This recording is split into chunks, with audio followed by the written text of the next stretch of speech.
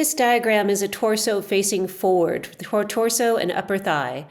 The diagram will show the psoas minor. It's a teeny tiny muscle that is not present in everybody, so we are going to ignore it for practical purposes. The iliopsoas is made of the iliacus, which starts on the inside of the pelvis and inserts on the lesser trochanter of the hip. That's the inside of the femur. The psoas major muscle starts at the lumbar spine and inserts in the same spot. Together, they work in concert and are commonly known as the psoas muscle. So these are very, very deep muscles. They're hard to harness, they're hard to find for dancers, so I'm going to show you how in this video and the following videos. Why are these muscles important? We need them for having good turnout with good technique. They are essential. They are also essential for core strength and balance in dance. And they are also essential for getting the leg up above 90 degrees. So those high développés cannot happen with good technique unless these muscles are both strong and flexible. A common injury for dancers is a snapping hip. The snapping hip can be caused by either weakness of these muscles or if these muscles are not flexible. So we want these muscles not only to be strong, but also flexible in order to have good dance technique. For arabesque, it is very important that these muscles are flexible to allow our leg to go up behind us while maintaining a good core. So that way the back is upright and not having to lean forward in order to get the leg up in arabesque, which I'm sure we all could work on. I have seen a lot of videos online and on TikTok about how to get your leg up high as a dancer. And frankly, most of them are quite cringeworthy. These dancers are getting their legs up in the air at the expense of poor technique. This is an example. This dancer is not maintaining an upright posture with her torso. You can see that her rib cage is sticking out to the right to allow that left leg to get higher in the air, and she's hiking up that left hip. If you looked at the left side of her torso, it's shortened. She's scrunching it down, and even if you look at her shoulders, you can see they are slanted down toward that leg that's up in the air. If you look at her standing leg, she is not turned out. That knee is facing toward the front when it should be facing toward the side. This tells me this dancer is not using the proper muscles to get her leg up in the air.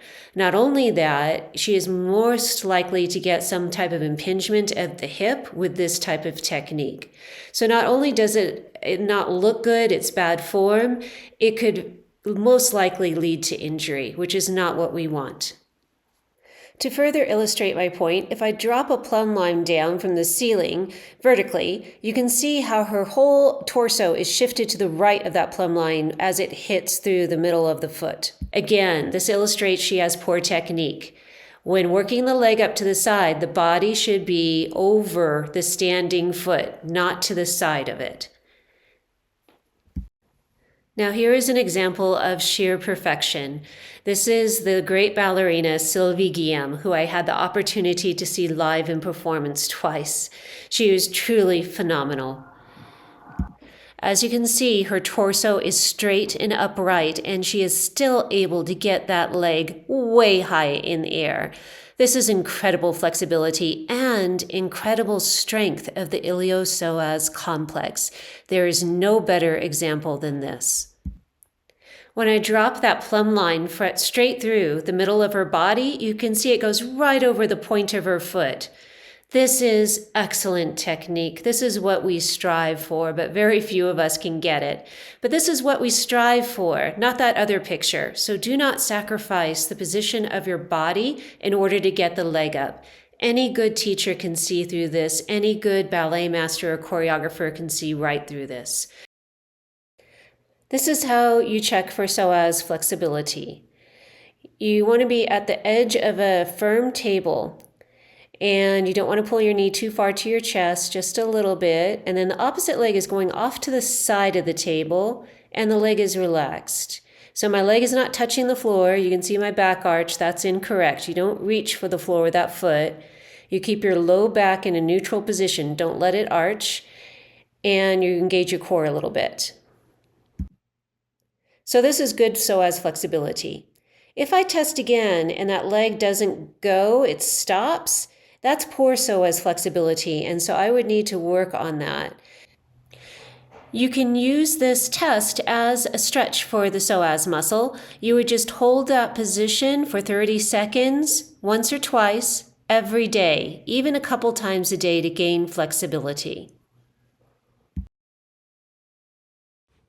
Okay, to test the psoas strength, if it's weak, it can also cause problems. Snapping hip, it's going to keep you from being able to lift your leg above 90 degrees with good technique. The way that a physical therapist would check this is the legs are fairly close. I'm going to have you put your hands on the floor. You're going to bring this leg up towards your chest and your foot inward a little bit. Now hold it right there.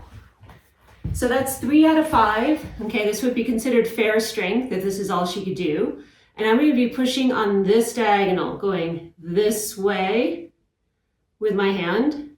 So hold your leg there. Don't let me push you. Fight me, fight me, fight me, fight me. And relax. So I'm applying maximal resistance, pushing as hard as I can with this hand.